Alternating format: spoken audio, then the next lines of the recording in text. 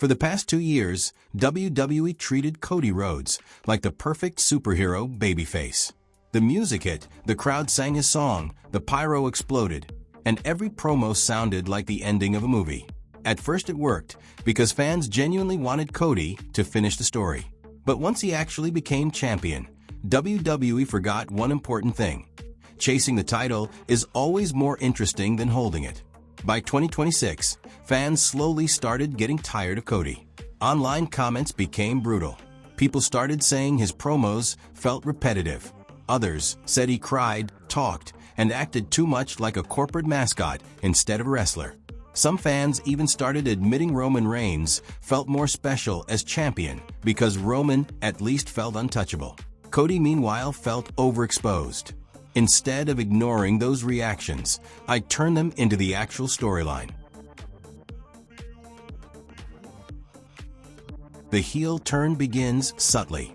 Cody is still technically a babyface, but the crowd reactions slowly become mixed. One night on Raw, after retaining the WWE Championship, Cody cuts another emotional speech about sacrifice, legacy, and carrying WWE on his back. But halfway through the promo, fans begin booing him. Cody pauses. For a second, the smile disappears from his face. He tries to continue the promo, but now the crowd starts chanting Roman was better. Cody forces himself to stay calm, but you can tell the chants genuinely bother him. Then comes the moment that changes everything. Cody says, "You people begged me to finish the story. Now you're bored because I actually did it."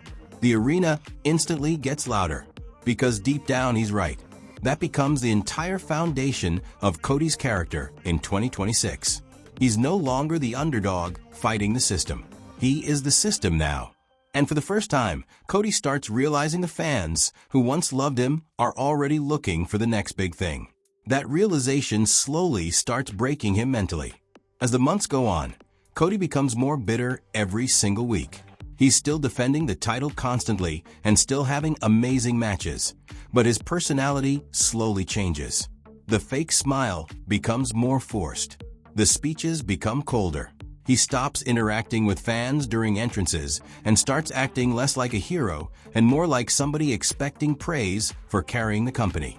Every feud now revolves around one central idea. Cody Rhodes believes the fans are impossible to satisfy. Kevin Owens tells Cody that he's addicted to hearing himself talk. Seth Rollins says Cody went from wanting to finish the story to wanting to be the entire story. But the biggest moment comes when CM Punk enters the feud before SummerSlam. Punk absolutely destroys Cody on the microphone. He tells him, "You left WWE because you hated fake corporate stars. Then you came back and became the fakest one of them all." That line completely changes the crowd's perception of Cody. Suddenly fans start noticing everything they ignored before. The dramatic entrances, the emotional speeches, the expensive suits, the constant references to Dusty Rhodes. Everything that once made Cody lovable slowly starts feeling manufactured. At SummerSlam, Cody defends the WWE Championship against Punk in the biggest match of the year. Throughout the entire match, Punk gets cheered louder than Cody. Every time Cody gets offense, the crowd boos harder. You can visibly see frustration building on Cody's face during the match. Then the finish happens. Punk goes for the GTS. Cody low blows him behind the referee's back, crossroads, and retains the championship. But instead of celebrating, he just stands there staring at the crowd while thousands of fans boo him loudly. Then Cody slowly smiles. Not the fake corporate smile, a real one. Because now he finally understands something. The fans were always going to turn on him eventually. So why keep pretending to be their hero? This is where Cody Rhodes becomes the most interesting character in wrestling. Not because he turns into a cartoon villain, but because he genuinely believes he's the victim. Cody starts cutting promos about loyalty and respect every single week. He constantly reminds fans that he carried WWE after Roman Reigns left full-time competition. He talks about ratings, sold-out arenas, merchandise numbers, and main events. He becomes obsessed with proving that nobody worked harder than him. And honestly, he isn't wrong. That's what makes the character work so well. Cody says fans cheer returning legends and part-timers more than the people actually carrying the company every week. He compares himself to John Cena and Roman Reigns, saying every top star eventually gets rejected once fans get bored of them. You people consume heroes, Cody says during one promo. Then the second you get tired of them, you throw them away. The crowd rains down boos. But the promo feels true. Cody's appearance also slowly changes. The bright, colorful suits disappear. The entrance feels less inspirational and more arrogant. He stops high-fiving fans entirely. Instead of soaking in cheers, he walks to the ring looking disgusted by the audience. The biggest moment of the heel run happens at Survivor Series. Cody teams with younger stars like Braun Breaker and Carmelo Hayes.